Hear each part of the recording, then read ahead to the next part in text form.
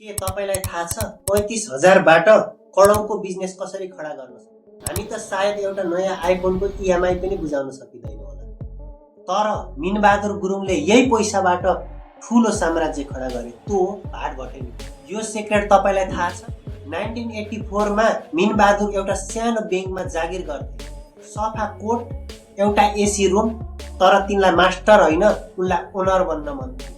जब छोडेर 35,000 जम्मा गरेर एउटा सानो गल्लीमा गएर सटर किनेर त्यहाँ गएर एउटा दाल चामलको दोकान खोले। दिनरात दोकानमा काम गर्थे र राति परेपछि त्यही दोकानको माथि गएर उनी सुत्ने गर्थे। मान्छेहरू उनलाई पागल भन्थे र त्यही पागल व्यक्ति पछि गएर इतिहास रच्नेवाला थिए। फिक्स प्राइस र क्वालिटीको यस्तो जादु चलाए कि अहिले त्यही पागल भन्ने मान्छेहरू त्यही भाटभटेनीको लाइन लाग्ने गर्दछ। आज 2026 मा भाटभटेनीको 25 वटा भन्दा धेरै आउटलेट छ।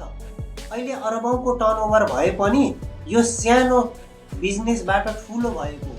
सुरुवातमा त्यही 120 फुटको कोठाबाट सुरु गरेको बिजनेस अहिले नेपालको सबैभन्दा ठुलो बिजनेस बन्न गइरहेको छ। यो केवल सुपरमार्केट होइन, यो एउटा नेपालीको भिजन हो जसले जितेको छ। मिनबहादुर गुरुङले सिकाए कि एउटा सानो बिजनेसबाट यति ठुलो बिजनेस कसरी खडा गर्न सकिन्छ भन्ने। सपना देख्न ठुलो पैसा होइन, तर पुरा गर्न मेहनत चाहियो। के तपाईँ कहिले भाटभटेनी जानुभएको छ? यदि जानुभएको छ भने तल कमेन्ट गर्नुहोला।